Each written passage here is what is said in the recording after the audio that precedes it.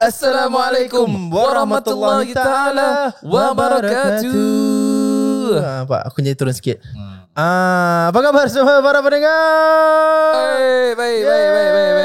Apa khabar pendengar-pendengar yang baik? Baik. Kalau korang tak pernah dengar tu, that means kau tak biasa pergi tengok orang meninggal. Apa khabar semua para pendengar? Thank you so much once again and again kerana sudi menyeport kami daripada hari-hari itu. Kita release episod kita every Monday, Wednesday dan Friday. So tunggukanlah kita punya episod. Jangan lupa untuk dengar kita di Spotify. Kita ada di YouTube, kita ada di Instagram, kita ada di TikTok. Sharekan, kita likekanlah post-post kami. InsyaAllah akan memberi manfaat kepada semua umat Islam yang faham Melayu. Dan episod kali ini ditaja khas oleh Khalifah Realtors. Jika anda mempunyai hajat untuk beli rumah, sewa rumah, tanya pasal rumah ataupun mungkin nak cari kedai ke apa, boleh hubungi mereka, boleh follow mereka di IG, di TikTok dan juga di Facebook mereka di Khalifah Realtors, KHALIFA Realtors, ataupun boleh hubungi mereka di 88925882. Yeah, that's right. Yeah, Time Zone. Yang apa tu? Apa time zone? Time zone aku tahu time zone. Time zone. Yang tempat main tu kan, budak-budak. Main game. Wah, pandai main game sih. Biasa duduk time zone. Terawih. Okay, topik hari ni I think dia ada few things lah. I just want to ask. Ada soalan juga daripada orang. Biasa. Ni based on pendengar kita. Yes, dia correct. Minta. Okay. So, I already read. Actually, kita dah minta daripada pendengar kita to share whatever they want to know, what they want to ask. So, kita ketengahkan some of the things that I personally want to ask, sebab this is general knowledge for me to understand as well. But this is number one lah. Okay. Sekarang masuk bulan Rejab. Betul? So bulan Rejab ni I see lah a lot of people macam post because ada yang cakap macam ulama cakap macam this is the time of the month untuk tanam. Dan after nanti tak tahu lah bila time bulan puasa tu apa, cabut pokok dia. Tanam apa tu? Macam aku don't understand what's so special about bulan Rejab. Pasal kita nak prepare ke bulan Ramadan ke macam mana? So before kita masuk ke Rajab, mungkin ada orang yang tak tahu pasal Rajab. So we need to share. Okay. What is Rajab? So Rajab tu adalah nama bulan dalam Islamic calendar. Okay. So itu paling penting sekali. Dan dalam Islamic calendar ada 12 bulan, sama macam kita. Okay. Dimulakan dengan Muharram, Safar, Rabiul Awal, Rabiul Akhir, Jumadil Awal, Jumadil Akhir, Rajab, Sya'ban, Ramadan, Syawal, Zulqa'dah, Zulhijjah. So bila kita sebagai orang Islam, it's always best tu kalau dapat hafal. Right. Sehingga untuk budak-budak pun ada dia punya lagu dia. Ada. Nyanyi sikit. Okay, let's go. Okay, bismillahirrahmanirrahim. Ada beat tak? Okay. Safar, Rabiul Awal, Rabiul Akhir, Jumadil Awal, Jamadil Akhir, Rajab, Sya'ban, Ramadan, Syawal, Zulqa'dah, Zulhijjah. Ya, so macam itulah. Dia macam budak-budak sekolah punya. So biar mudah untuk hafal kan. Right. So Rajab ni dia adalah bulan sebelum Sya'ban, yang dia datang sebelum Sya'ban, dan Sya'ban datang sebelum Ramadan. Okay. So kita boleh panggil sebagai 2 months before Ramadan. Right. So bila nak cakap tentang Rajab, adalah kebanyakannya adalah untuk mempersiapkan diri kita untuk menghadapi bulan Ramadan. Right. So that's when Nabi SAW galakkan kita untuk memperbanyakkan ibadah pada bulan Rajab, bulan-bulan Sya'ban sebelum masuk ke bulan Ramadan. So itu yang ada dikatakan bahawasanya Rajab adalah waktu kita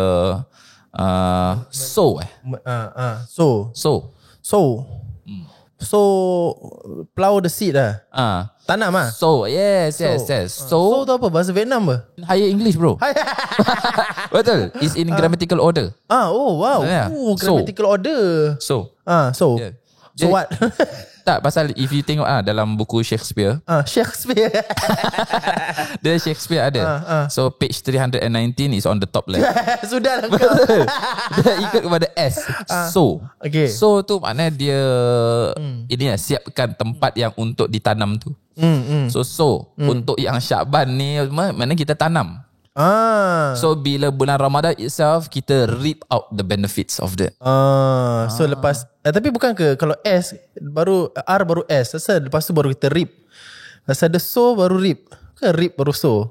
Kena ikut grammatical order. Okay, QRST. QR. Lambat. Okay, so bila time bulan Rajab ni, yes, sebaiknya perbanyakkan amal ibadah. It can be any amal ibadah tau. Right. You nak puasa ke, you nak sedekah ke, you nak start yang tadi tak pernah solat tahajud, boleh try tu solat tahajud. Then yang tadinya tak pernah, contohnya tak pernah sedekah apa, dah try tu sedekah already. So everything yang Rajab Syakban, why Nabi SAW suruh kita untuk memperbanyakkan amal ibadah pada 2 bulan ini sebelum masuk bulan Ramadan. Menunjukkan bahawasanya bila nak buat baik, buat pelan-pelan. Dan bila nak melakukan sesuatu, dan bila nak melakukan sesuatu, perlu ada planning dan kita ada sungguh-sungguh. Bukan apa namanya, warm up. How to say that, warm up dulu. Sebab let's say daripada Rajab dengan Syakban, tak ada all this macam you need to perbanyakkan ibadah, perbanyakkan sedekah, ataupun perbanyakkan bangun malam. Tiba-tiba bulan Ramadan, terus kena weekday, bangun pukul 1, pukul 2, macam apa buka, ni? Kan? Betul. So you will do that, tapi sekejap je dalam bulan Ramadan tu. Betul. Maknanya you akan bangun tahajud tu macam terkejut lah. Macam kena buat tak macam biasa. Gini apa semua. 2-3 hari macam I don't think I can lah. Sebab you tak biasakan daripada before. And to make it as a habit, you need based on scientific ini you need around 40 days. 40 days to untuk make it as a habit. As a habit. So chemically Syakban Rajab and Syakban more than 40 days. 60 days lah. You can say 60 days, 59 days, 60 days.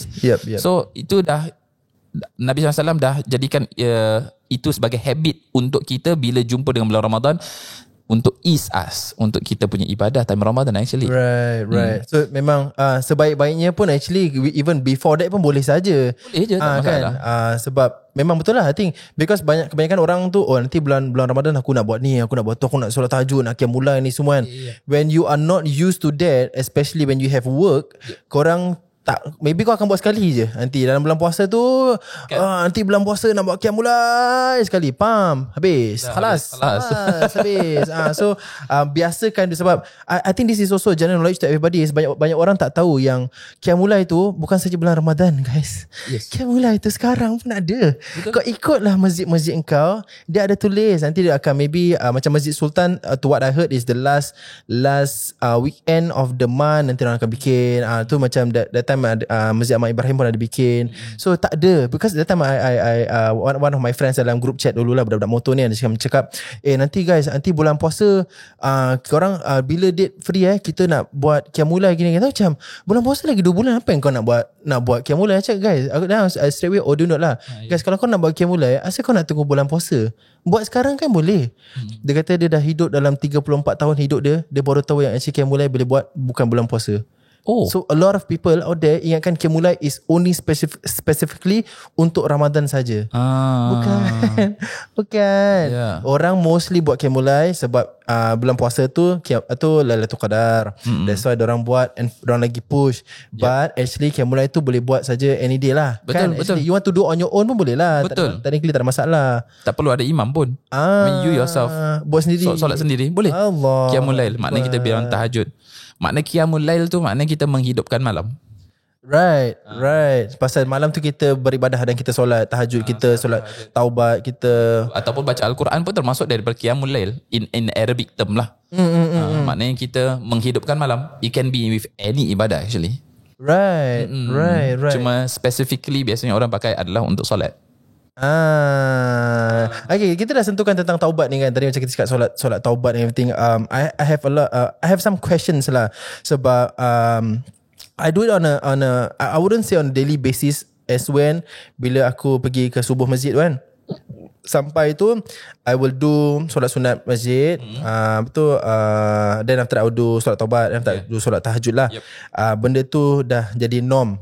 So kepada sesiapa yang macam nak, this is what I do, this aku punya own practice, nak solat taubat tu simple saja, niat aku solat sunat taubat 2 rakaat kerana Allah Ta'ala, Al-Fatihah, then after Al-Kafirun, then after the next rakaat Al-Fatihah dengan Al-Ikhlas. That's it. And after that you do your own doa. Bila time last sujud tu, minta keampunan, dihapuskan segala dosa. And after that you do your own after solat tu, after doa lah. Tapi the question I want to ask is, apa bezanya, macam-macam nak tahu is taubat nasuha tu? Okay. So kalau untuk macam tadi, mungkin ada orang yang belum pernah solat taubat ke apa. Macam tadi yang Jufri katakan, itu adalah bila kita solat taubat. Maknanya bila kita melakukan kesalahan. Yep. Which is the norm punya. Tapi ketika kita melakukan kesalahan yang sangat besar, melakukan kesalahan yang mana termasuk daripada kabair, which is dosa-dosa besar dalam Islam. Contohnya sihir, syirik pada Allah Subhanahu Wa Taala, kemudian membunuh orang lain apa semua. Kita taubat tak? Yes, kita taubat.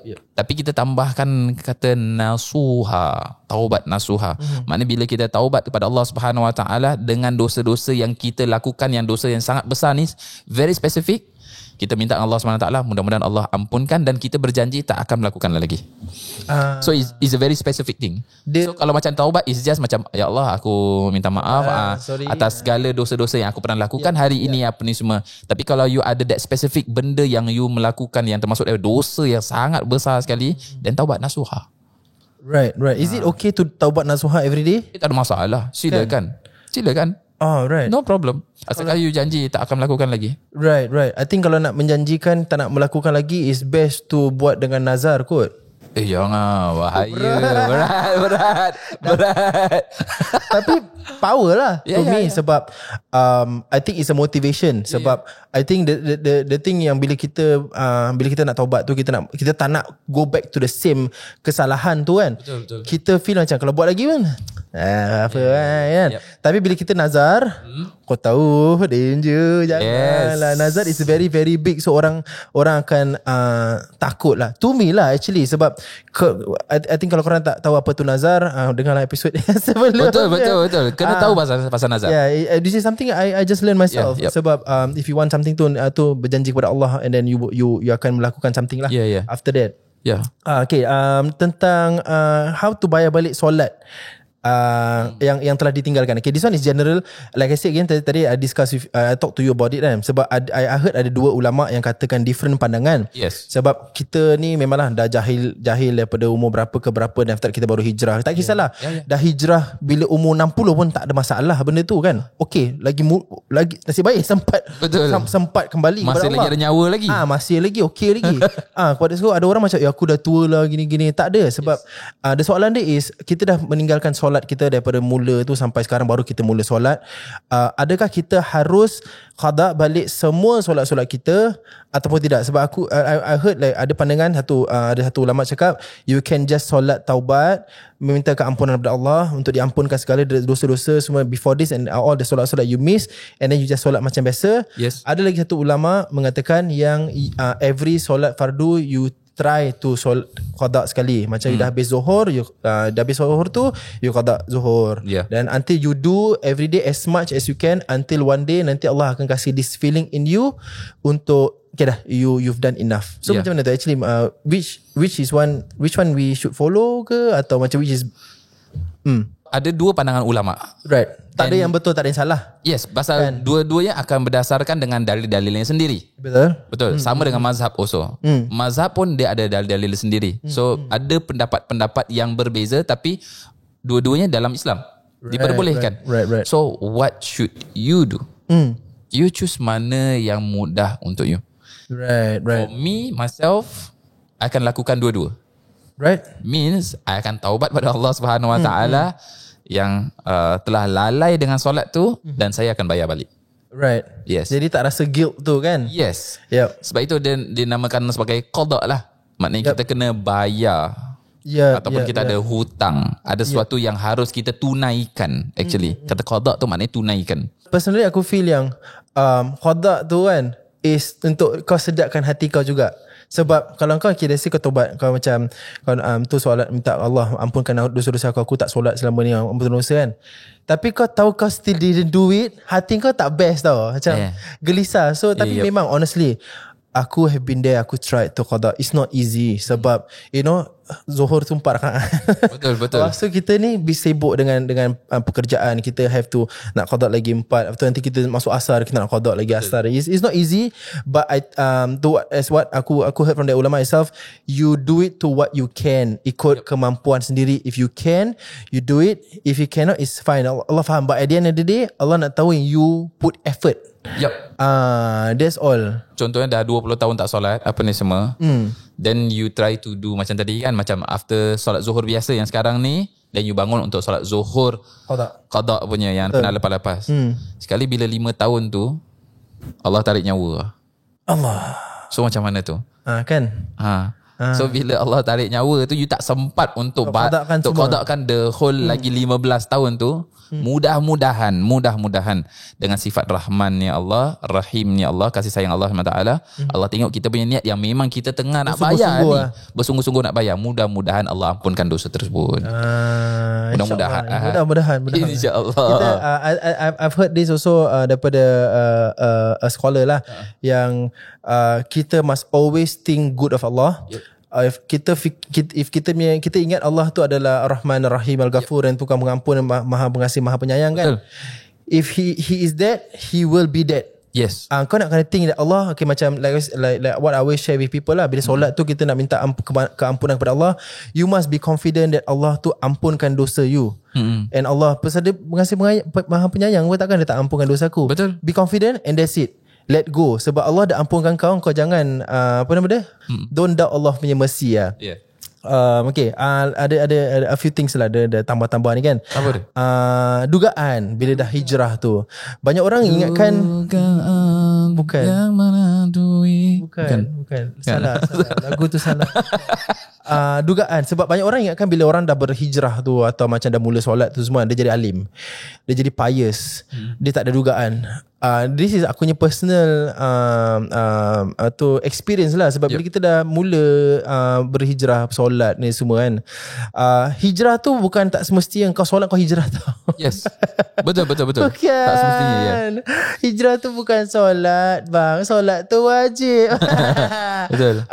Hijrah tu is more of your understanding of Islam, of how you think of Allah. Kau cari tu cinta Rasul, you know, all of that is your hijrah back to fitrah lah, yang what you're supposed to do sebagai seorang Islam. Yes. Nak kata dugaan tu kan, bila kita dah hijrah tu kan, dia bukan makin senang bang. Betul. Dia makin susah. Betul. Kan, this is the things that I think I try to emphasize to people. Sebab orang ingatkan macam Syajuf bagus, because Allah tunjuk apa yang dia nak tunjuk kat korang sahaja. Betul. Which is this, yang apa yang kau nampak aku buat podcast, Jufri buat podcast, buat Islamik, Jufri buat kat masjid, apa ni semua kan. But this is what he shows. There's a lot of part yang belakang ni Allah tutup. Betul. Allah tak tunjuk yang time aku penat, aku malas, yang aku macam nak buat ni, atau nak solat tahajud tak tahajud, aku nak baca Yasin tak baca Yasin. All these things, atau macam aku dihasut, atau dugaan, atau members ajak jom kita party apa, you know. I still have that, bukan tak ada. Kan, dia makin kuat tau. The more stronger, closer to Allah you want to be, lagi syaitan yang datang tu makin yang stronger lah. Yes. Masa kunci-kunci kecil dah tak main apa kan. Betul.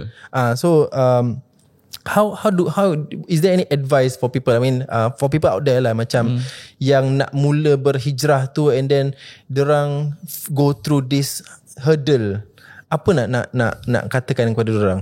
Hurdle yang letak kat birthday cake ke? Bukan. Itu apa? Hurdle. Entah. Itu bukan yang orang baru kahwin, baru bersalin pakai tu. Itu apa? Apa dah? Gedel. Bukan. Hurdle. Okay, kalau untuk sebab memang disebutkan bahawasanya ketika seorang itu beriman kepada Allah Subhanahu Wa Taala, maka dia akan diuji oleh Allah Subhanahu Wa Taala. So ujian ni dia ikut kepada kemampuan masing-masing actually. Allah akan uji. Faham? Uji. Makin kita dekat dengan Allah Subhanahu Wa Taala, makin ujian tu semakin besar.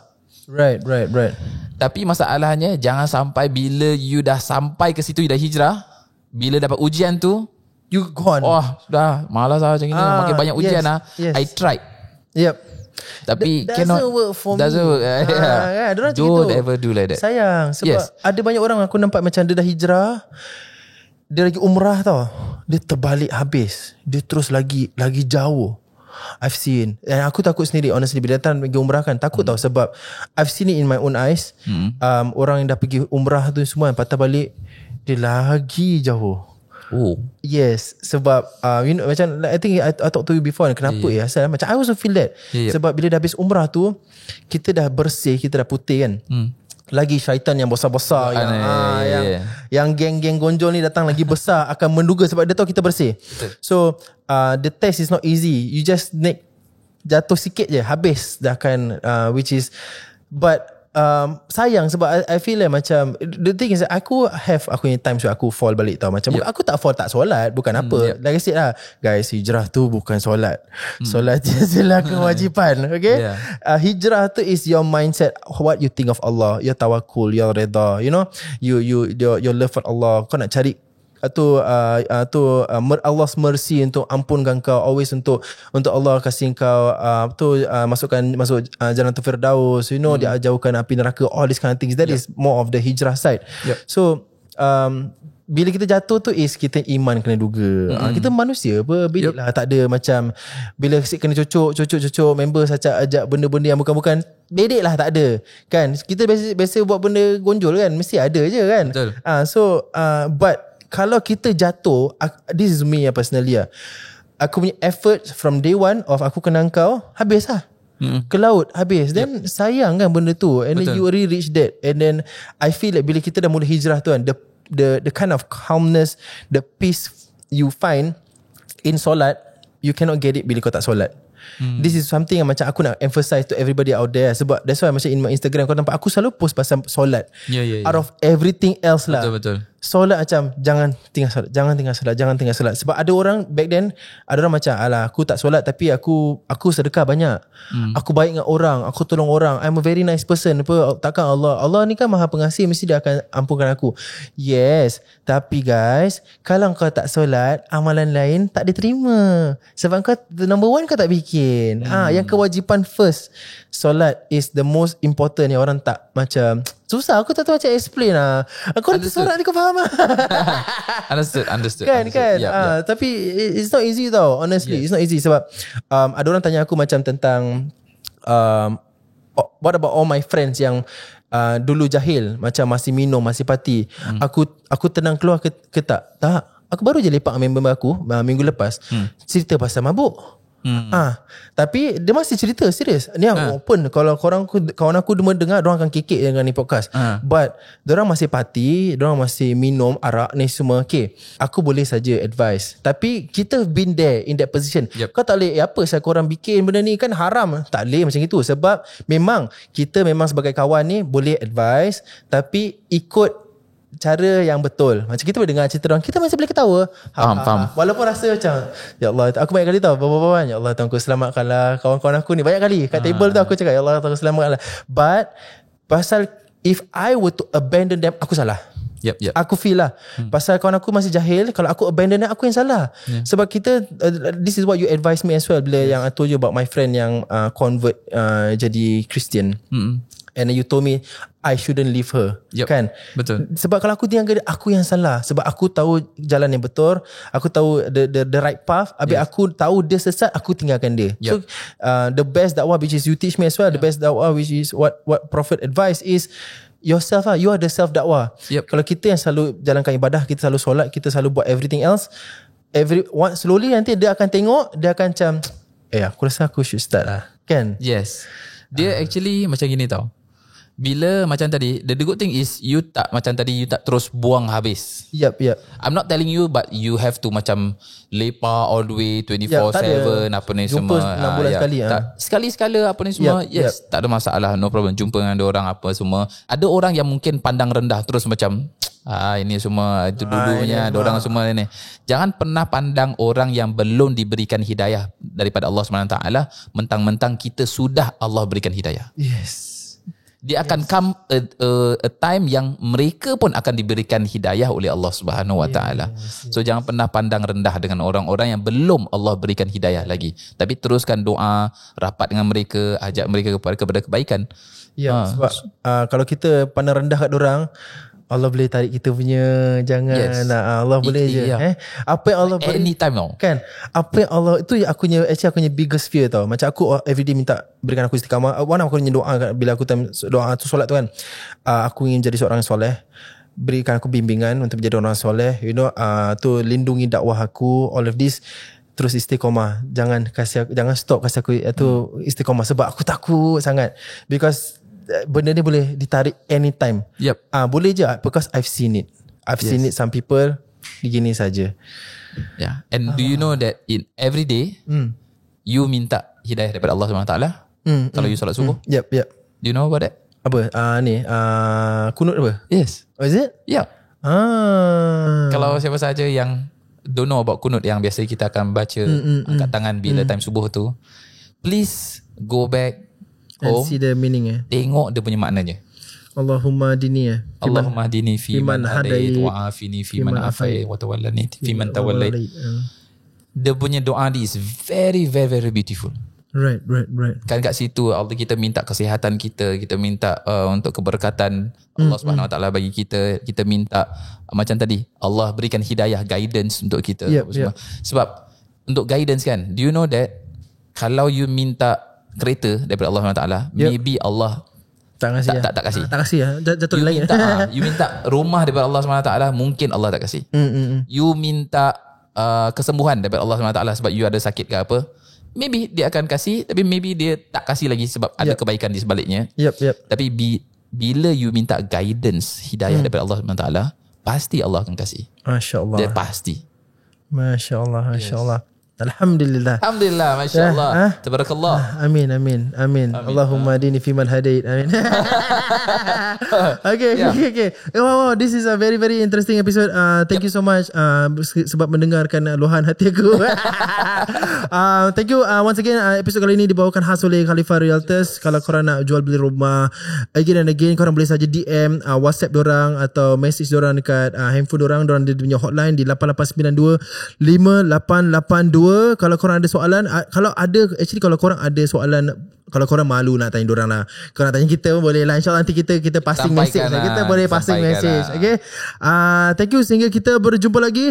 Assalamualaikum warahmatullahi taala wabarakatuh. Bye.